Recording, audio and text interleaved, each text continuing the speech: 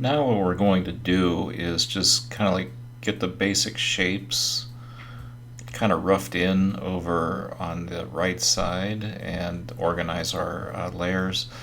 The first thing to do with this background layer, instead of calling it background because it's kind of it'll be confusing, call it photo or reference or whatever you want to call it, but call it something else besides background. So okay, so that's all we got. We got one layer and it's called photo. Alrighty. Now the strategy again is we're going to make selections of each object.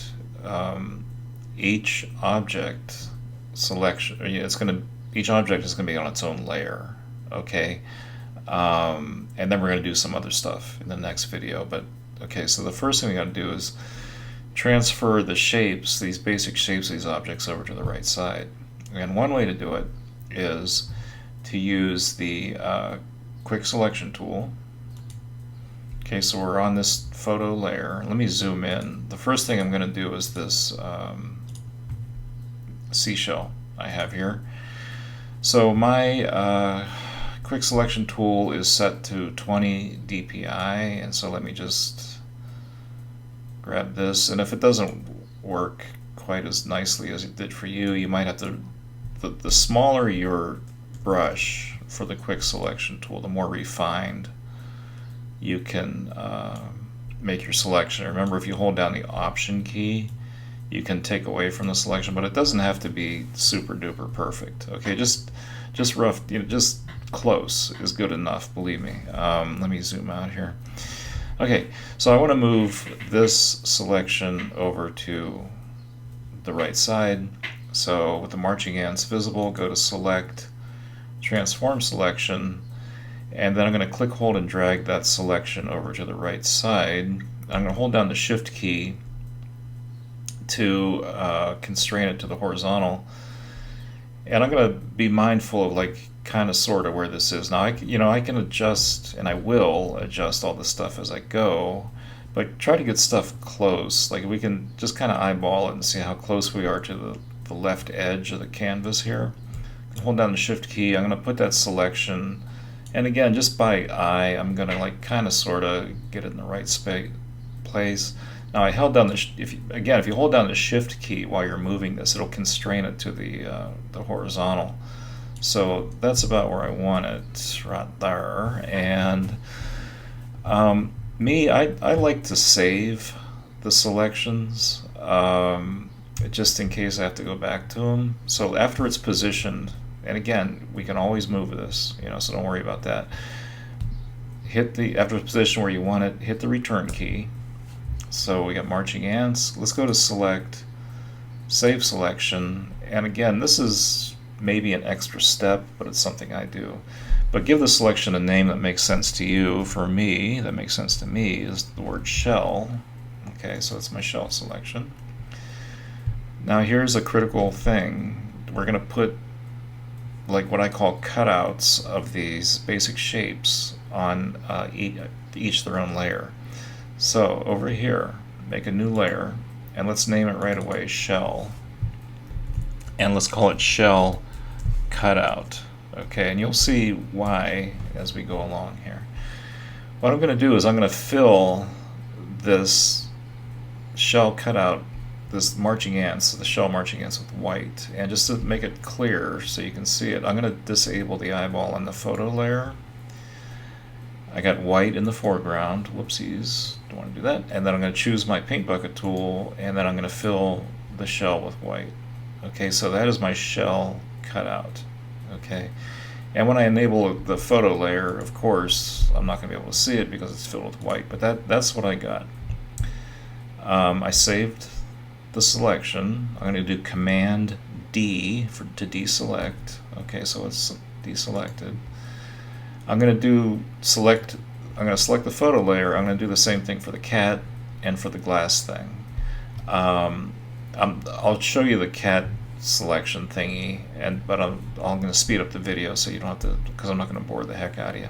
So the photo layer is selected. Quick selection tool is selected, and I'm going to select my cat sculpture here. with the quick select tool, and I'm going to double check to see if there's any things I got to clean up. And again, it just has to be close.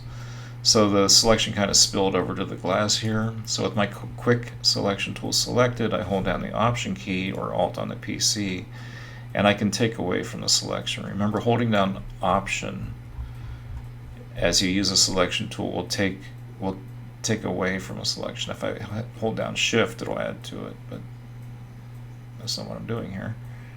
The use of selection tools, that's something I covered earlier in the semester or in previous classes if you've had me as a student before.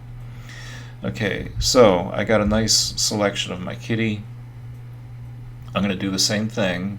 I'm going to move the selection over and put the cutout on its own layer. So select, transform selection, hold down the Shift key and move it over. And this is going to be a little bit weird because I want to put it where it belongs. So I'm going to disable the photo layer. I got the marching ants.